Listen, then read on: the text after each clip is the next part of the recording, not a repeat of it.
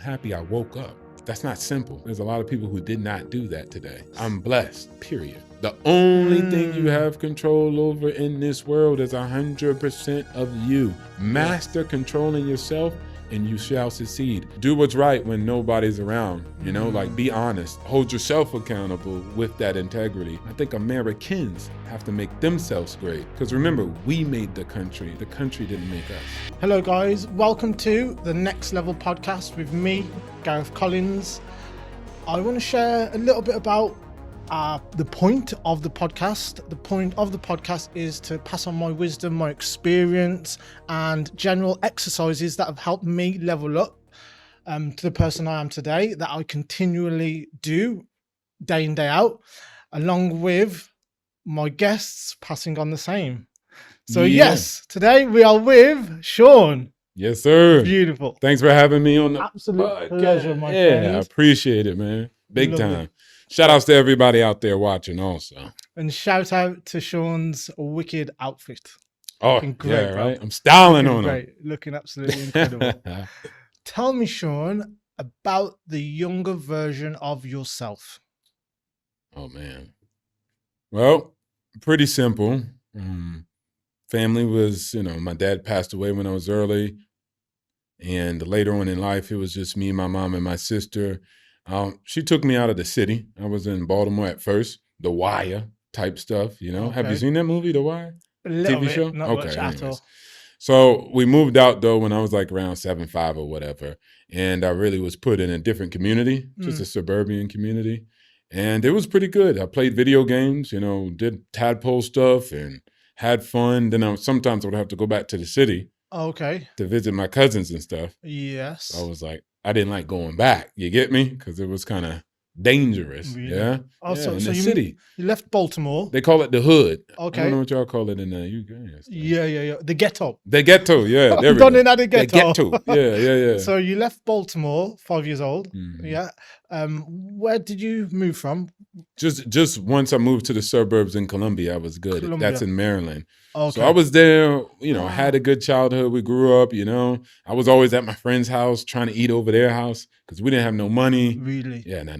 My mom couldn't cook. She was just working. She was somewhere. I don't know. What did she do? Well, first she was like working with a medical center, Mm. and then she did a flight attendant. Then she got fired from that, Mm. and then boom. But she was always gone when she was a flight attendant. So it was just me and my sister. Oh, okay. Yeah. But it was calm. I never complained as a kid. I had electricity. I had a house, so I was kicking it. As much as we might not have food, I had friends, so I ate at their house. So that was good. Shout out to my friends. And I never complained. Once I grew up, Wow. I just left and went to the military because my mom was broke. So let's go back. How old was your sister? She's So like 4 years older than me. 4 years. So Yeah. you was 5 or Yeah, exactly. She was 9. Okay, got you. Okay. Yeah. Go for it. And so I went to the military once I got out because I was like, man, my mom ain't got no money, and I ain't gonna ask her to take no loan or nothing because I seen her, the debt she took on and how she used money. Like my mom didn't teach me how to be financially literate or be good with my money. She showed me how to be bad with money. You get me? Beautiful So- mistakes you learned from. Exactly. I learned from her mistakes. Mm. So I was like, I ain't gonna get no credit card. I just stick to the debit. So I was never in credit card debt in my younger years. You get me? Mm. So anyways, I went to the military, joined, and man, life took off from there. Military Beautiful. taught me how to be a man, gave me discipline. It was just everything I needed at that time. And I knew it could provide that for me. So hence why I took it. I was like, I'm not a man. I was like, man, if I go to school, I'm probably going to be playing video games, not doing my schoolwork. So I was like, and I didn't get straight A's, so I couldn't get a scholarship. That's my fault. So it sounds like you took a dive into the deep end Yeah. because that's what you needed for your character to be built. To be leveling up. Boom. Yeah, there we go, right? So let's go back again. Where was your father? He passed away when I was 1. So okay. Yeah. In a car accident. Oh really? Yeah. Got you. And how was that growing up without a father? Yeah, most of the things I use, like even today, I use other men as like teachers, mentors. So Heroes. because I didn't have the dad, I think a lot of people just be like, I got my daddy, I'm good. But for me, I didn't have it. So I had to look to uncles. I had to look to mentors. People in the police department were leaders and role models to me at a young age. So I really pulled from a lot of men that were around me in my community, and at least the ones I connected with. And it was a real good friend I made. His name was Christopher. His dad was a good man. He worked for the CDC. I didn't know where he worked though, but he worked in DC. But he was a model that I used to look at and was like, man, this seems like a good father. And then I just watched him and listened to him. Yeah. Seems like you have such a cool persona and demeanor throughout that challenging childhood. What sort of attributes do you put it down to? That I think just being observant and knowing oneself. So I knew myself and my inefficiencies and my problems. I had trouble growing up because, my mom, got with a crack dealer. So he was like dealing drugs in the neighborhood and all. Remember, suburbs kicking it. And then she started linking up with this guy from Baltimore. He came to the suburbs and sold drugs and did crazy stuff. He used to beat on me, all types of stuff. And I run to the police and tell them, and they'll see my back and I look like a slave. It was wild. But I think everybody has struggles growing up, yeah? Totally. And so I never blamed anybody, not even him. That's exactly what I was He was a drug dealer. thinking. Like you've had a tiny iota of victim mentality in you. You've just accepted all the challenges that you've gone through. And you've learned and keep moving, man. Gone through, just built from it. Nobody's gonna help you, and I especially learned that because he had his own child, and then there was my sister, but he couldn't touch my sister because my uncles would beat him up, right? So he just really messed up with me the most. But I was troubled kid and I had some troubled ways. So he could have been trying to straighten me out, you get? So I wasn't perfect. I had to go to police camp and stuff. So really? Yeah. I used to run from the police like a mug, right? Yeah. Tell us some of the biggest obstacles and challenges that you faced while growing up.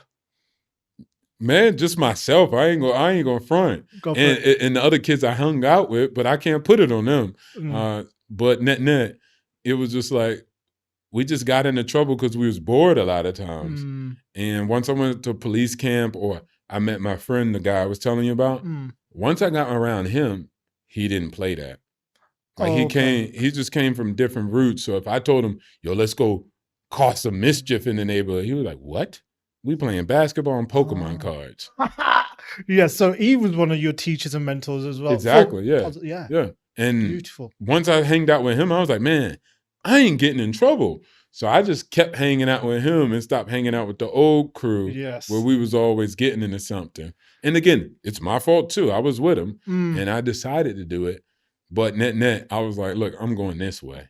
Crossroads. Yeah. Beautiful. And you could have easily gone down that other way, man. Yeah. And their rap sheet today, I looked at it one time. I was trying to give him a job, get him a job opportunity. Okay. And I looked up their rap sheet and I was like, bro, dang, I forgot we did all that when we was young, but they kept going down that path.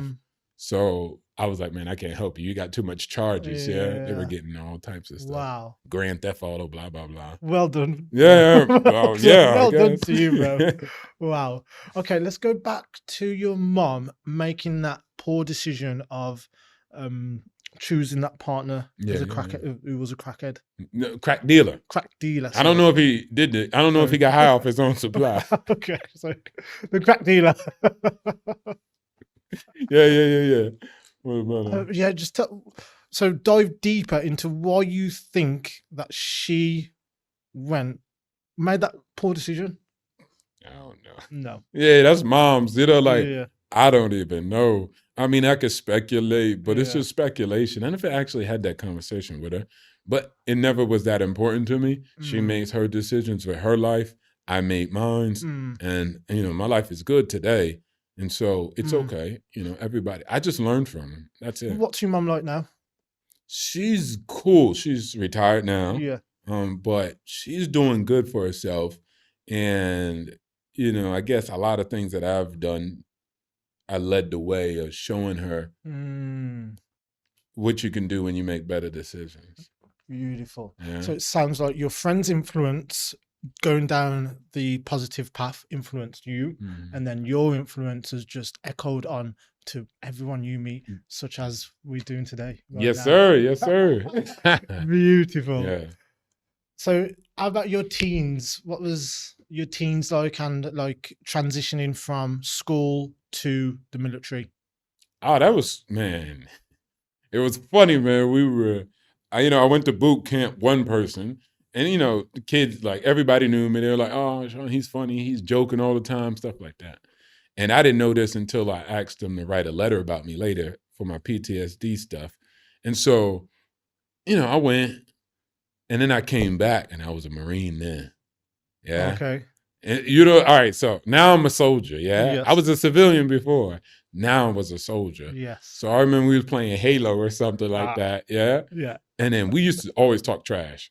Yeah. But one time, I guess somebody said something, and sometimes it get a little rough. Like, we almost get physical with each other off like Halo. I don't know why. But anyways, the guy was like, get out of my house. Oh, yeah. And then I jacked him up against the wall, and I was like, I'm a Marine. And so everybody made fun of me for doing that. I didn't hit him or anything. I just jacked him up. And he was like, get out. And then so we left. And everybody was like, why did you say that to him? Like, why did you say you're a Marine? I was like, I don't know, bro. Well, you're just proud of what you've gone through, and that just leveled you up, like you say. So you're giving them a preemptive warning to say, don't fuck with me. Yeah, I guess I've got tools. It was like, man, you was gone for 3 months. They really changed you. Oh, like it was that? just 3 months. Wow. Yeah, that was boot camp.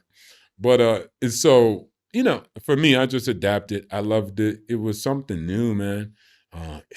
Man, it molded me to be a completely different person, to learn how to follow, to be disciplined. Man, people were crying when they earned basically the symbol, the logo of the Marine. Like the green beret. Yeah, they give you like a ceremony after you made it through the crucible, which is just like this combat intensive forging, navigating thing.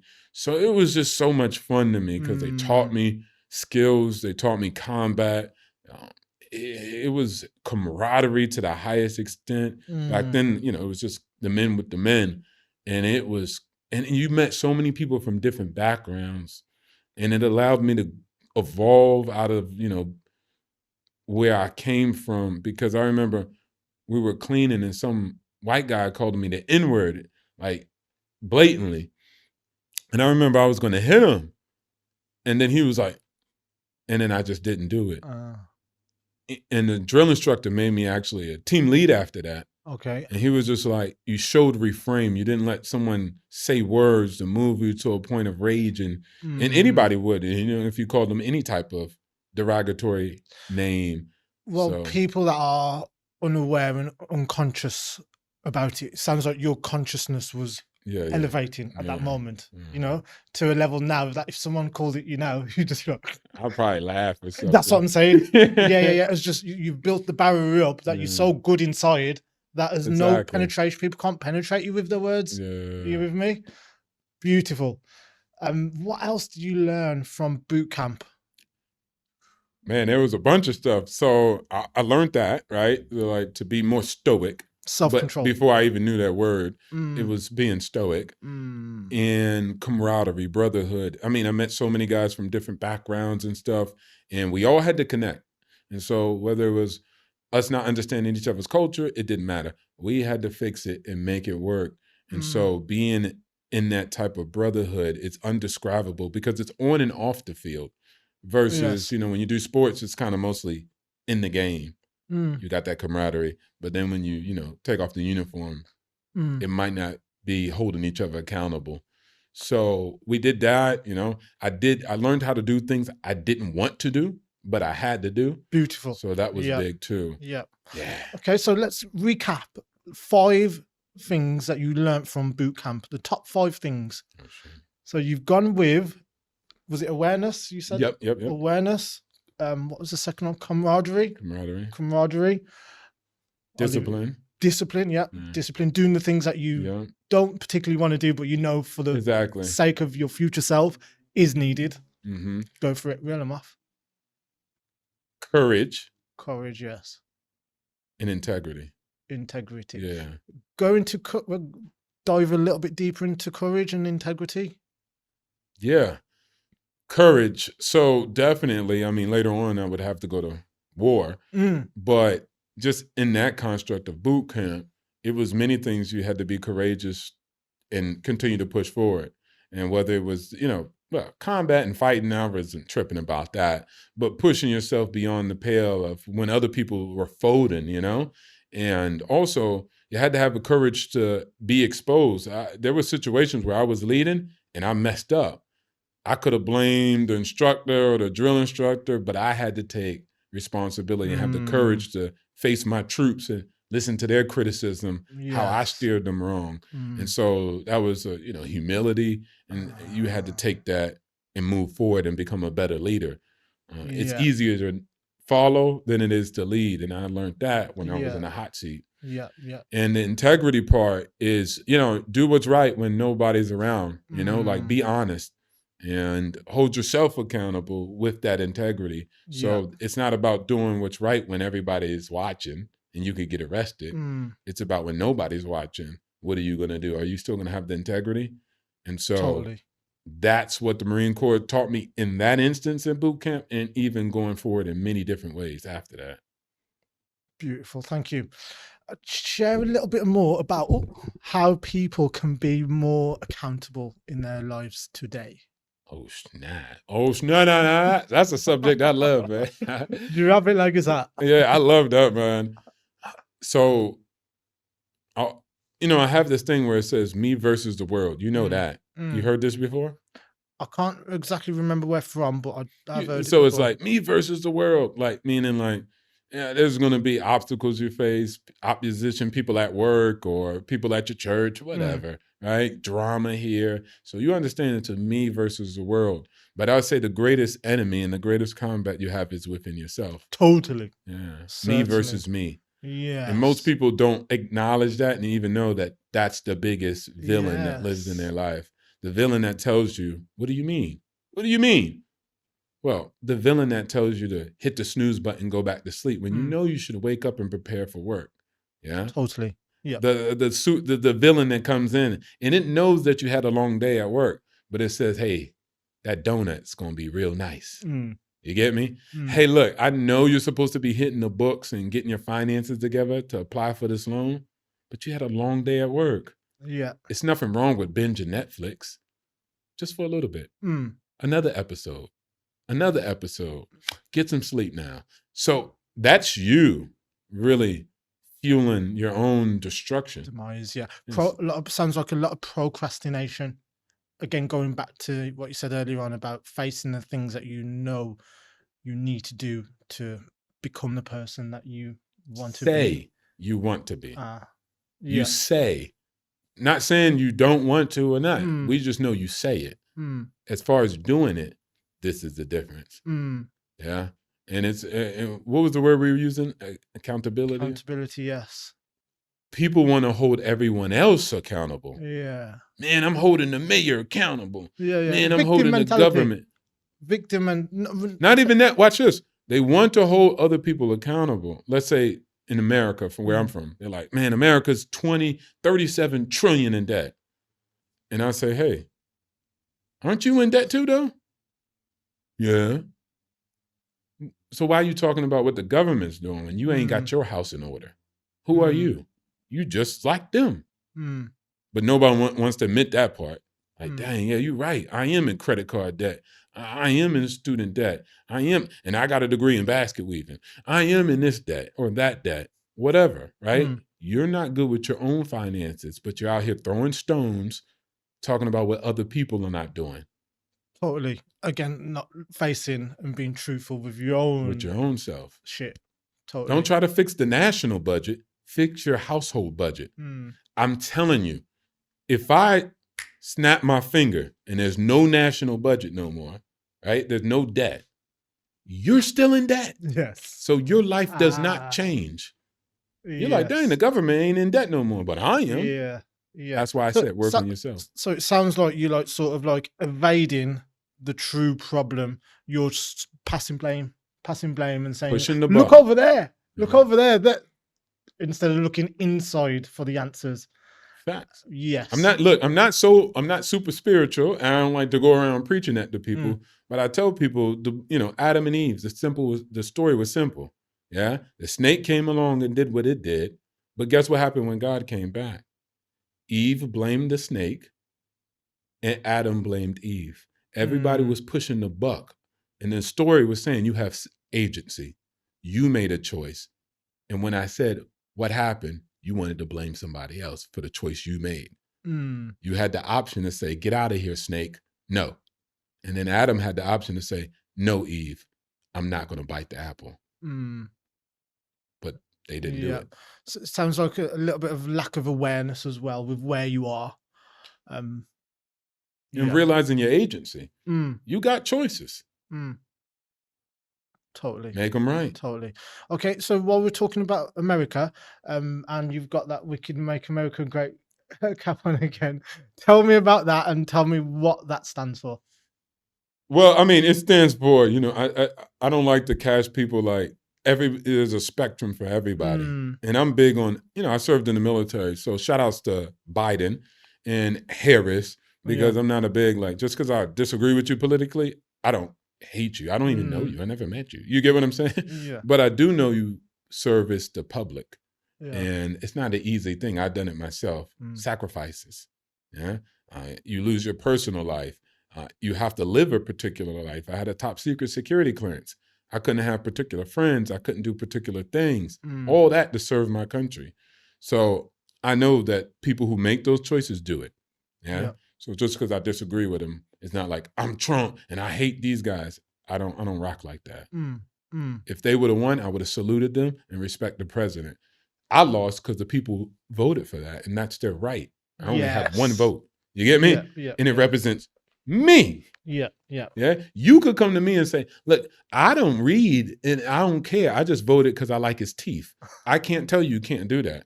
The requirement is 18 and you're a citizen. It's not, well, you got to know 10 policies and you got to know the truth. And it's your vote. Yeah. You do what you want. Yeah. Having appreciation and respect for the other person's opinion. Next person, right? Yes. And so make America great. I'm big on making Americans great again, not the country. I think the country's good to go. I think Americans have to make themselves great. Because remember, we made the country. The country didn't make us. So you see what I'm saying? It's kind of like putting the cart before the horse. Yeah. Yeah? Yeah. It's the other way around. Yeah. The horse and then the cart. And so the same thing goes. It's the people that made the country great. So we have to make ourselves great. And I really am more so focused on that, like helping people, giving them financial literacy so they could take their freedom back, so they don't feel like they're enslaved and all this other stuff. Realize that you're privileged coming from the West in comparison to the way the rest of the world operates. And so realizing your potential, as I told you today, you're like, how you doing? I'm happy I woke up. That's not simple. There's a lot of people who did not do that today. So I'm blessed, period. So, and no matter what happens in your life, like with having that attitude and gratitude, you're good to go, ain't you? No matter what happens, you're good to go. Exactly. And for me, this is just a representation of gratitude for my country for providing the opportunities for me. And now I live an amazing life. And I lived the American dream, but only because I realized what I needed to fix in me to make myself great, so I can materialize the American dream. So while you're on the subject, what sort of things did you fix in you? Well, shoot, man, I'll tell you what, a lot. Yeah. Like for some reason I told myself, I can't do math. Oh yeah, I'm not good at math. I'm a kinesthetic learner, because that was a thing. I got to see things visually. I can't do it this way. It was always about me. I couldn't do this because I'm this way. I couldn't do that because DNA, or I'm just born like that. All of these little weird stuff that we like to tell ourselves. Limiting beliefs. I had a lot of victim mindset. Oh, it's these folks, it's the Illuminati, it's the IMF, it's the World Bank. Like I was good at trying to point blame on other people. So you was one of the people that... Yeah, I was one of them. Yeah, I was a normie. Totally. What was the spark and the switch that, like the epiphany moment? Yeah. Or was it a build-up? It was a build-up. But I would say one big moment was I read a guy, his name was Dr. Amos Wilson, and then he was just saying, like, basically he told me and really showed me about like power and learning things about power. But he was just like, the biggest power you have is you. Like, you are the reason for everything. Oh, this is what he said. It was a bar, and I'm going to slaughter it. But he said, and I'm paraphrasing, right? Yes. But he was just basically like, in the book, it said, what is the greatest natural resource? And you know, people are going to be like, gold. Yeah. Copper, uranium. Yeah. And then he was just like, water. Yeah, water, facts, yeah. And he was just like, the human mind. Because gold doesn't mean anything, vibranium, but none of these minerals mean anything if it didn't have the human mind to cultivate it and create it into something of meaning. That's my first round of applause, I think. Beautiful. Facts, bro. For him, not me. I just read it. You get? Yeah. But once he said that, I was like, dang. And then he had a couple other things that he said to follow up with that. But it was mostly like, you know, are you going to react to events or are you going to create the events? And I felt like I was in a position, I put myself in this position where I always reacted to things. Yes. Yeah. Giving them the control, giving the situation whatever. Control. Yeah, exactly. Yes. And then I'm like, what? I do this all the time. So guess what? I started speaking like this to my friends. Like, we would sit around and complain about something, right? And I'm like, man, how are we going to make sure we get our finances straight so we ain't got to do this no more? Solution. And they was focusing like, on the problem. Shut up, man. Like, I was like, dang, like, come on, what we talk about? So I realized that not everybody wants to move forward in that direction. Maybe they just want to talk about it. But I was like, I can't do that no more. And then I started realizing the change was really in me. And so I started reading, I started doing math. So when I started looking at numbers, I would just run it and be wrong. But long and behold, I started getting it right. Yes. I was able to just do percentages off the top of my head. I'm like, I can do anything, bro. Yes. So it sounds like your consciousness and awareness had an awakening. Big awakening. Biggest ever. And once I continue to move in that direction, and, you know, I try to show my friends like, hey, man, this is what, but, you know, you can't save nobody. They have to decide to save themselves. And so, you know, what do they say often? Like, when the student's ready, the teacher shall appear. And so for me, I had that moment in my life. Yes. That tells me that the teacher is always in you, isn't it? Is that? But you got to be ready. That's what came into my... Yeah. No, I get it. Yeah. That's the way you can take it too. Yeah. But I was more so saying, I could be a teacher right in front of you, but you'll never know it because you're not ready to be a student. Yes. And that's how most people are, you know? I'm financially literate, I'm doing well, and I'll tell somebody like, hey, this is a strategy you could follow. What do you know? Yeah. So going back to, was there sort of like some sort of pain? Because a lot of the time that people need a pain point that needs to give them a kick up the bum and boom, right, I need to start reading. Because was there? No. I remember, and I wouldn't even say this is my childhood. I just learned to learn. It's going to sound bad, but I like to learn from other people's failures. Yes. So I'm big on that. Yeah. So a lot of the pain I didn't have to take on myself because I just learned from other people's failures. So when people be like, yo, credit card debt, yeah, you give me. I'm like, no, I don't. Only because I learned from my mom's failures very quickly. And so I just try to do that, leverage other people's mistakes, and then say, okay, cool, let me shorten the learning curve for myself. I don't have to go through that wall myself. Like, no, I got to hit my head on the... Yes, beautiful. You don't need to go through the pain. Everyone else has already been through the pain. So as long as you take it in and learn from that mistake, you're good to go. Yeah, and they be having like a big old welt on their head from hitting their head on the wall. They like, again, you next, because you got to go through it too. No, I don't. I'm just going to step to the side. You get me? Beautiful way of looking at things. Beautiful. Excellent. I want to just let that sink in for a short moment. Yes. So just clarify that once again, because I think that's a massive gem. Okay. Yeah. No, yeah, I was about to just say, you don't have to go through the raw, go through the pain yourself. Now, I get some people, everybody has a different walk. So I'm not saying if you do that, you're dumb. No, it just happens to you like that for a lot of reasons that I'm not a psychiatrist. I can't figure it out. But what I would say is you don't have to. It's not a have to. You can just see, okay, that person, I saw the mistake they made. I don't have to do it. Be aware of it. And like the people I'll be around, oh, well, my family wasn't financially literate, right? That's what people say. Like, my family is poor. I didn't come from a family of money. That's what people say all the time, right? Okay, you came from a family that was bad with their finances, right? Yeah, so that's why I'm the way I went. No, you don't have to. You could have made the observation and be like, I'm not doing that. You get me? Like, you were there. But people who were never there, meaning their parents paid for everything was okay, they don't know how to deal with that. You get me? So if you give them some money, they might spend it and splurge it and waste it. They never been through a struggle. Their belly's never been hungry, right? And so they have not learned what not to do. You saw what not to do. You got to take the lesson. You don't need to walk through that. You can say, okay, my mom was bad with credit cards. I'm not going to get a credit card. Totally. And that's what I did. It wasn't until later I was like, dang, I need a credit card. But why? Oh, because I understand credit, and this is why it's good for you. But when I was ignorant, if I would have got it, I probably would be spending like everybody else. Yeah, because I didn't have the knowledge. I didn't understand what was going on. But I never went down that road because I knew my mom did. And I was like, I'll just use debit. If I ain't got the money in my bank account, then I can't buy it. Yes. So what do you say to people that are full of buts and ifs?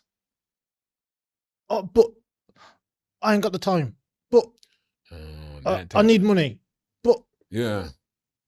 Well, again, and that's arrogance, because again, I say that all the time to people, and people tell me, you got money. That's why you say that.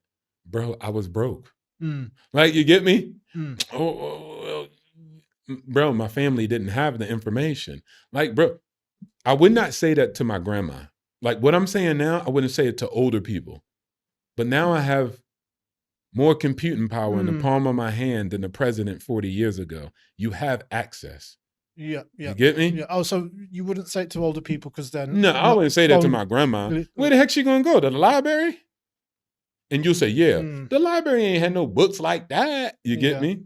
And even if it did, it might be checked out, and some people didn't have access to a library. So I get the times they were in. But okay, what do you think stops people from continually growing, and that older person, because some older people are like phone, like computer updated illiterate.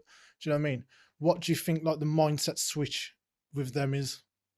Well, let's say somebody is a migrant to technology. That's what they call like a migrant versus native, meaning kids that were just born with technology. But the migrant, he just converted and evolved and adapt. That's the human story, right? For the ones that don't, that's not a surprise. Some humans don't adapt and evolve to new times, right? I'll never get on no plane. In the old days, we used to get on the, you know what I'm saying? So they're still stuck in the back. They're and that's not moving okay. forward. They're not moving forward with the times, basically, aren't they? That happens all the time. Yeah, that's not rigid. I never get in one of them EV cars. Yeah. I don't trust anything without an engine. Then they get in the EV car and they're like, oh, I like this. This is better. So it sounds like it's a change of belief systems. So what the belief system that they've got is just solid, and it's they believe in they're cement, right. Basically. It's in cement and they can't move it. And they believe they're right. And again, Mark Twain says this, and I'm going to actually slaughter this one. And I'm going to have to slow it down, and I hope I get it right. But basically, he's saying it's not what you don't know that gets you in trouble. You got that? So it's not what you don't know that gets you in trouble. Most people are like, I don't know this. I don't know that. That's not what gets in trouble. It's what you think you know that ain't so.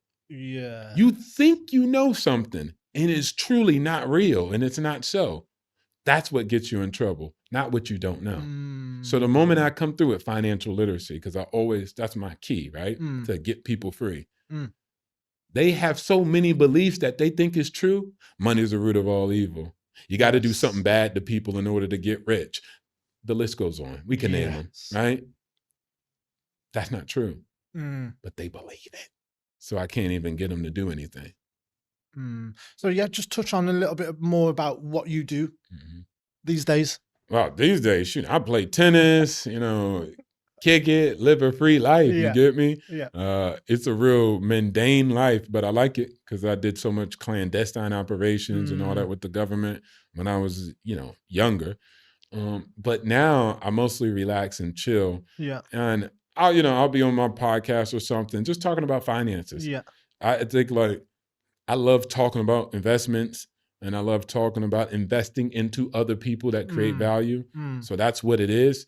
You could dress it up as capitalism. It is that. And I do get a return, but the people I work with, they get more of a return. And so I usually just talk about that, allowing people to elevate from laborism. Because most people are hooked on laborism, meaning they trade labor to get capital. Yes. And they don't know nothing about, remember, the system's called capitalism. So most people don't know anything about capital and money and how it works. I'm an investor. I'm not an entrepreneur. I put money into entrepreneurs to make their investments or their entrepreneurial dreams come true. Yeah. And so there's a whole element that most people are not even plugged in. Most people are in 401ks, but outside of that, they don't understand capital. So I'm here to kind of help bridge that gap and allow people to start seeing their families and their households as family offices and banks. You are the answer to your financial liberty, your financial independence, and a 9-to-5 can get you there, or entrepreneurship. But most people be like, if you ain't a boss opening your own $1 trillion company, you ain't nothing. Nah, that's wild. Corporate America, 9-to-5 can get you there. Okay. Employers, I love them guys. Explain to me about that then, about how you can get there in a 9-to-5. Yeah, so 9-to-5 is amazing, man. I love 9-to-5s. That's how I came up. You know what I'm saying? I'm not no entrepreneur. Yeah, that's the first time I've ever heard that sentence. Yeah, right? And it's not on podcasts no more. People are like, man, bump to corporate America, da-da-da-da. No. Shout outs to corporate America. You get me? Make corporate America great again. No, but what I do is show people that, in America, I'll say America, Asian Americans are a minority group. Yeah? But they have more wealth on all percentiles than whites, Black, and Hispanics. Oh, really? Yeah. Wow. They're extremely successful in America. Yep. Now, most people think of annual income. They're extremely successful in that too. They make the highest annual incomes. But also too, they have the most net worth. Meaning, it's not about what you make, it's about what you keep. So at the end of the year, they keep more than they lose and they waste. Right? Is that Indian, Asian, when you say, is that's that Chinese? Oh, but yeah. Chinese. It's a list, but it's all of them basically. Yeah. Interesting. Yeah. Go for it. It's a landslide. And so the wealth in all percentiles, even like the low ones, yeah? So not the top 90th, but even the mid down to the lower, they're beating everybody in all categories, landslide. And it's mostly because of retirement accounts, right? And individually held brokerage stock accounts. That's it. Okay. It's not businesses. It's not all they Asian and people make it all these other things, right? And it's really just they have these behaviors, buying assets that can make you, if you Black, white, Hispanic, busted, it don't matter, girl, man, woman, LGBTQIA+, none of that stuff matters. Follow these behaviors and you'll get financially free, which is buying assets. Assets creates wealth. Salaries do not. Most people run around talking about asset or wage stagnation, right? You heard that? Wages have stagnated. It's not about wages. It's about asset. Asset stagnation puts you in the position you're in. Now, here again, somebody who is Mark Twain, right? What they think they know is about to get them in trouble. What they'll say to me is, I don't have no money to invest. Yes, you do. There's money you can find within your current budget, yeah? And not only that, if you work a 9-to-5, shout outs to corporate America, they match you most likely on a 401k. That's a stock like retirement plan for us in America. Okay. So you put let's say $2,000 a year in, the company puts up $2,000. Oh, okay. That's 100% return on your money. Ninjas, they trying to chase Bitcoin when literally your company provides you 100% return and match from day one. That's not even if the stock does good and all that. Don't even take that into account. You put money in, they put money in. They match it. That's one way. And plus it's tax deductible. Two things that are guaranteed in this world is what? Death and taxes. You heard this before? Yes. Not taxes. Okay. Yeah. You invest your money into the 401k, it's pre-tax, tax deferred. Yeah. You put money into real estate, tax deductions everywhere in the world. Not, oh, that's in America only. It's everywhere. It's here in Thailand. You get 100% tax deductions on rental property in Thailand, yeah, if you're under a corporation, and up to 70% if you're individual. See, again, you don't understand the game of capitalism. Don't hate the player, learn the game. I'm here to give you the information.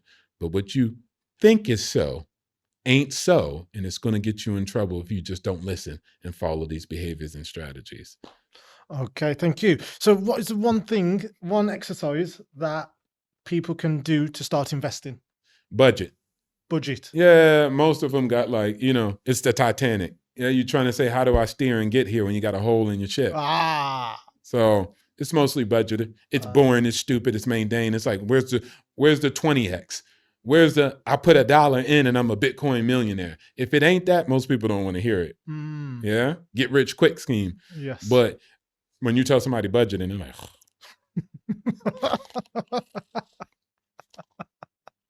yeah, like people are sleeping. And I know, right? It's not fancy. It's not sexy. Beautiful. But budgeting. And it is sexy and it is dope. You just got to look at it that way. I was prideful when I was scrubbing floors in the Marine Corps because I dreamed up something bigger in my head. I wasn't like, I'm scrubbing floors. I'm a Marine now. This is discipline. Yeah. I made it a bigger thing. So when you budget, this helps you and then allows you to open up and control money. So even if I gave you $1 million right now, you still have behaviors and problems that it be gone in a week. That's why a lot of winners be broke, right? Okay. Man, Mr. Beast gave some guy some money, right? On Mr. Beast. Yeah. He gave some guy $1 million. By the end of the show, he spent it all. You're joking. And yeah, well, he was supposed to, but I would have been like, okay, 1 million in a brokerage account stocks. Show over. But no, he went to go buy iPhones and this and that and this and that and the two new cars. No assets, basically. That's what you say. No assets. And after it all, he did save some. And then at the end, he called up the bank to try to do some investing. Okay. And then he was like, oh, they didn't pick up. And it was only 30 grand. Oh, okay. He had 30 grand left and was like, okay, I want to invest. After $1 million, bro. Yeah. That's not even 3%. Like 3% you left for investing. Lack of awareness and lack of projecting into the future. Exactly. And so, and then I get it. He doesn't know. You get me? Yeah. But see, that's why I said the budgeting comes even at the smallest stages. Investing comes at small stages. Because the moment your uncle pass away, or God forbid anybody pass away and give you money, you don't want the first time learning about investments. Now you got 500,000. Now you a lick. Somebody gonna be like, I got something you could invest in. I got a bridge in Brooklyn to sell you. Like, that's when the snake man's gonna come out of somewhere and be like, put your money in this coin. Yeah. This meme, Hak Tui, is going to the sky. And you like, all right. Here goes my family's money. Give me a quick breakdown on budgeting. Give me a quick lesson in budgeting and steps on how you'd recommend people budget. Well, track, monitor. You got to identify everything, Yes. So first you got to tag it and then you could bag it. So you got to tag it, categorize it. And there's apps too. So you just download the apps and they track. All your stuff is digital, especially over here in Asia. So they'll just track it and show you a chart. Yes. Then you look at it and sit down with your partner, sit down with your girlfriend, boyfriend. I don't care what kind of relationship you're in. Sit down with your partner and make it happen, where you go through and say, okay, what do we need to take out? How do we show discipline? I'm well off today. Yeah, multi-millionaire, but I still have budgets. I open up my phone and you'll see like 50 baht, 100 baht. Really? I still track it. Fair play. Yeah? Yeah, beautiful. Because it's just like, this is my money. I almost died and bled and sweat for this. This means something. No matter what level I'm at, I appreciate every dollar. It frees Totally. me. You get me? Bought me freedom. I don't work for nobody no more. I don't report to nobody. And my money is serious. And so I take it like that no matter how high the number is and low the number is, because I know what it's like not to eat, and I'm not going back. Totally. The same view you have on money and how precise you are with it is the same how I am with my time. And that's what I pass on to my clients to get direction and get goals and get planning and value your time. What is your perfect day? You with me? What time should you be waking up, and make notes of it, and just plan. Plan. Beautiful. So go back to your war days. Okay. Tell me a little bit about that. Cool. So war is pretty simple. I think, veterans, if they can, they should talk about it. And so that people can try to understand. And I think I played too many video games. Yeah, I played too much Halo, Call of Duty, because I really didn't believe it was like that real until I got in the field. You get me? Yes. Like I thought it was, I don't know. Like for some reason I thought I could respawn. I know I couldn't respawn. You know respawn? Respawn. Yes. Like when you die in Come the back game, again like a cat with 9 lives. You thought you could when you went out there. It wasn't that real. And maybe also I was young, but I don't know, because there was a lot of people who was like, I ain't going to war. You get me? So I was more of one of those gun holes, like I want to serve my country, I want to go to war. And so I got fabbed out to the military police squadron. And, I did a lot of training leading up to it.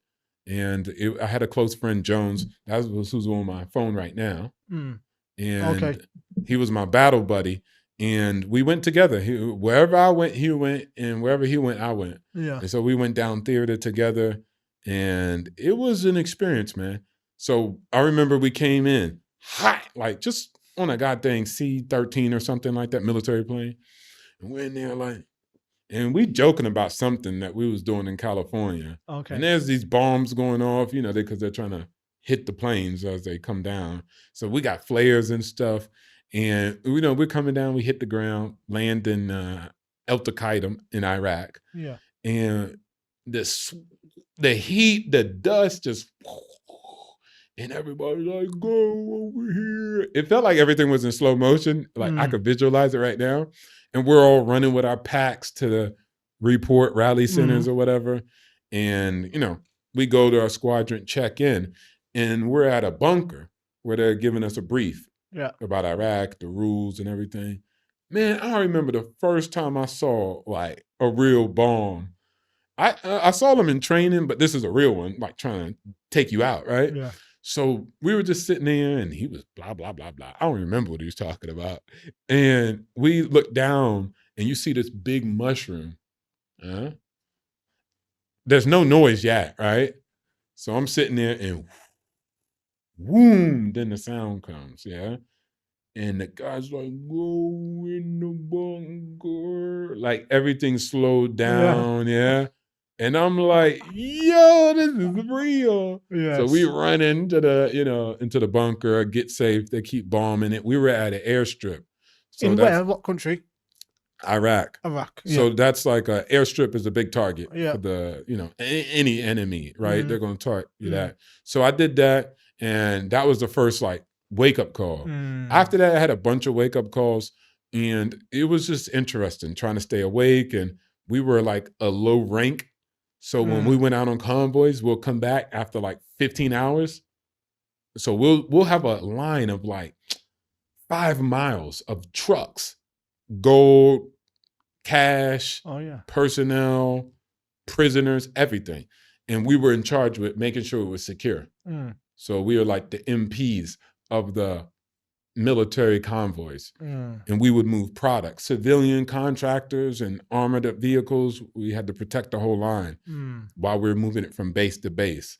That's how we moved logistics and equipment and money and all that. Yeah. And there was no Visa card. You had to pay people like in gold or whatever, right? Okay. And so we moved all of that. So of course that's a high target, right? Yes. Like if you hit a lick on that, you get gold bars. I mean, like it was millions of dollars moving. Yeah. And so we were in charge of the whole thing. And I remember one day, this was the biggest thing that changed. when I was supposed to be lead, like convoy, just the front man on the top gunner. And I don't know, the sergeant or whatever, he was just like, get in the back, Byrd. And I'm like, what? He's like, get in the back of the convoy. And I'm like, bro, man, I'm supposed to be at the front, da-da-da-da-da. And then I shut up, and then I go to the back. And that day, we hit a landmine, just an IED, like a bomb. Yeah. And that guy passed away that was in the front. Shit. But that was the vehicle I was supposed to be in. So at that point, man, I was just like, it's real. Like, you know what I'm saying? Like, you can't always do something about it. You step to the right and you're gone. But you step to the left. Yeah. Not by a foot, by an inch. Yeah. And not even you're dead, you lost your legs. Like, it's all these levels to it. And I didn't want to do it no more after that. Oh, okay. So when I went to the first sergeant, he was like, no, you good. You staying. I'm like, come on, first sergeant. Let me go back to the warehouse to do some warehouse. Let me stack boxes in Iraq, Yeah. Wow. And he was like, no. He's like, you're going to stay here. And then like 3 months later, he let me go. Yeah. So I was like, yeah, I'm out of here. I survived. No. He sent me to the airstrip. Okay. Where it always got hit with mortar rounds. Yeah. And he was like, that's what you get for leaving the crew. So every day I was getting bombed by mortar rounds. And it was worse because, in the convoys, you get tacked like 3 times on tour if you're unlucky, maybe once. So it's not always combat intensive. But I worked at the airstrip and they started sending packages to other bases by air instead of convoys. So my homie was laughing. He was like, ha ha, you getting bombed now. Because he didn't do convoys that much because they started to fly everything in and out. Yeah. Shit. And I was working at the airstrip. Yeah. So I'll be there trying to like get the numbers off the, the packages that come off the plane. Boom, boom, boom, boom. And then after a while though, you're just like, if it's my time to go, it's my time to go.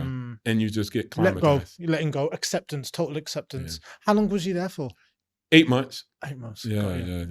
Wow. Day, night shifts, all 13 hours and stuff like that. So how many years did you do in the military? 7. 7 years. After that, I went back and then they were like, you're going back because we went back and forth. So 8 months there, 8 months back home, go right back. Second tour, third tour. I was like, bump that.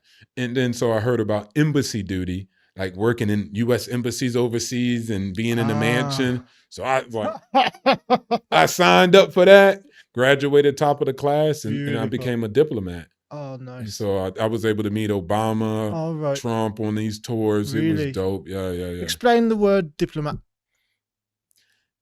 Well, allegedly, no, I'm just kidding. It's just somebody who just tries to build on relationships overseas. It's beautiful. Pretty basic. Yeah. Beautiful. And capitalism.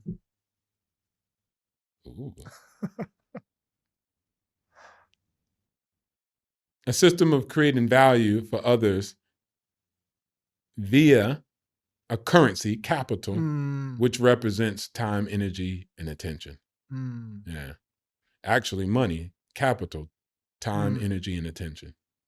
Beautiful. Capital. Beautiful.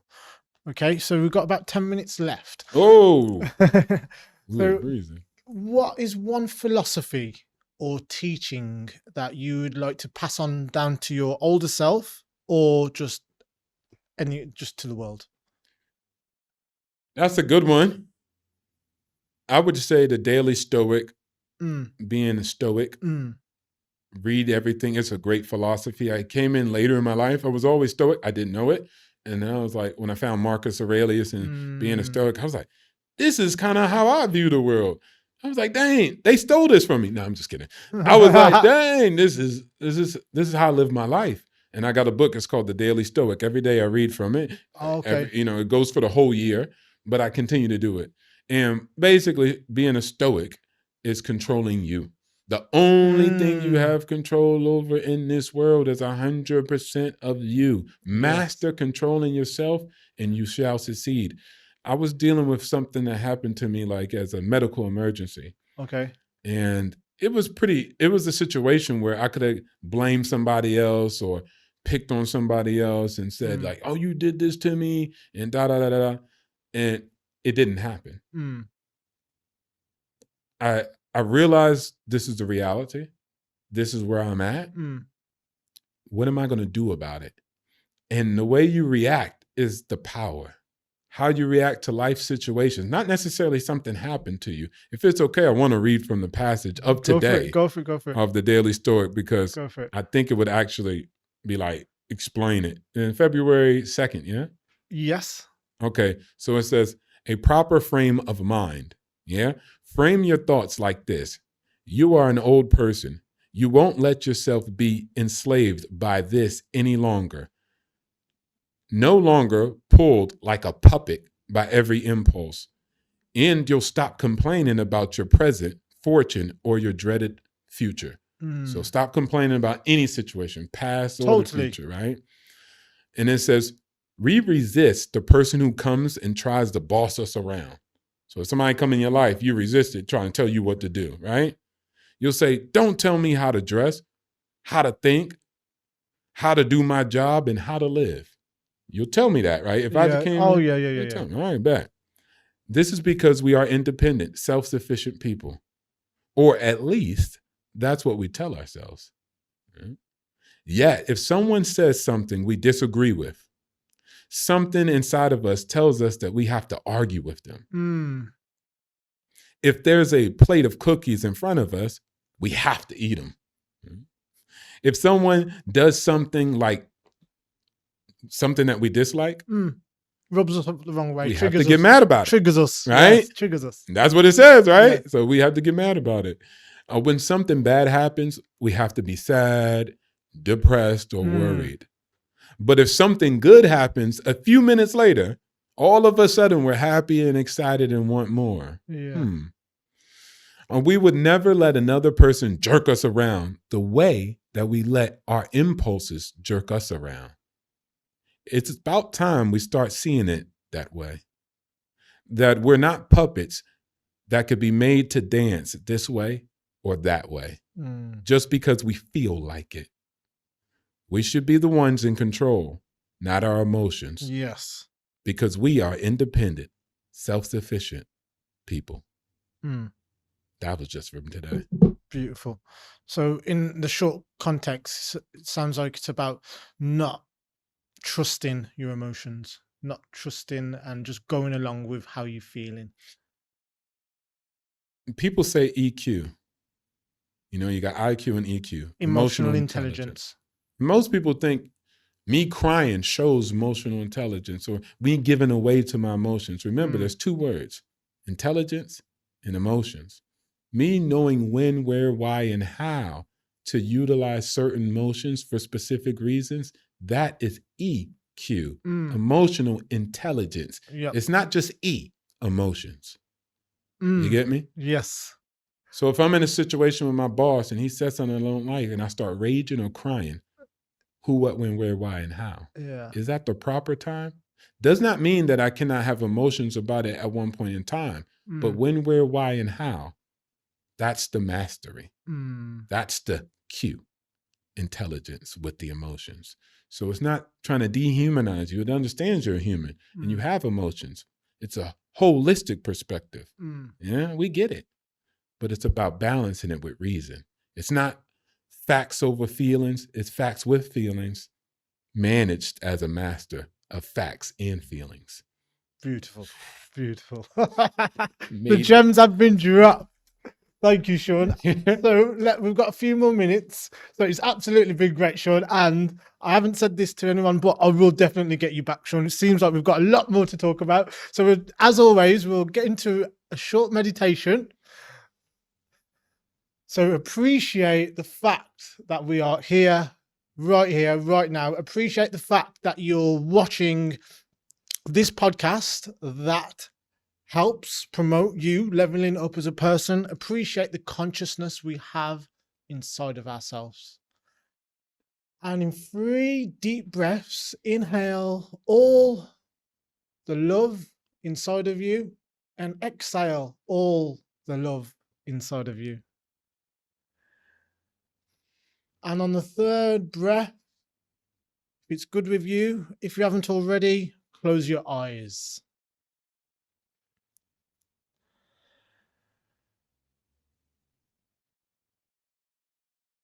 Appreciate our surroundings. Appreciate all of our senses, our eyesight, our hearing, our feel and touch.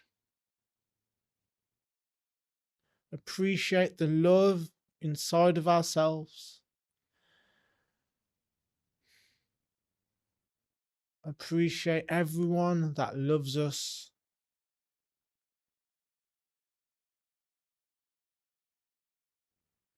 Feel the awareness in our hands.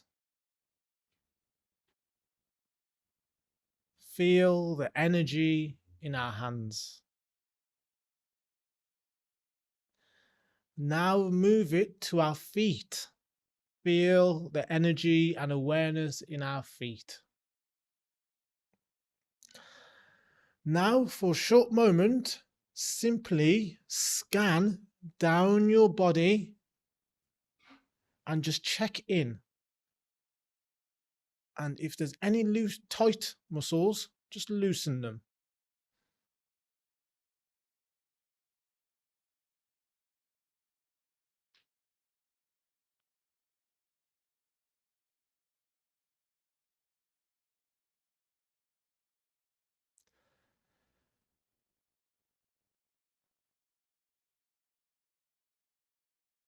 Feel the energy in your body. Give thanks to it.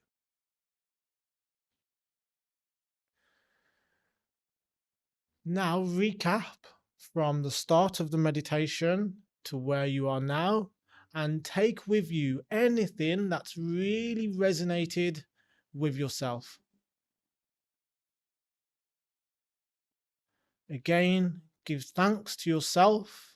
Give yourself a pat on the back, a high five for taking this time out of your day to promote self-development, spirituality, self-control, a heightened level of emotional intelligence, and a general feeling of gratitude and appreciation for the world we live in and the world inside of us.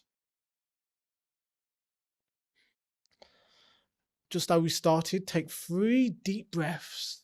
In, exhale, inhale all the higher vibrations. Exhale all the higher vibrations. Inhale and exhale.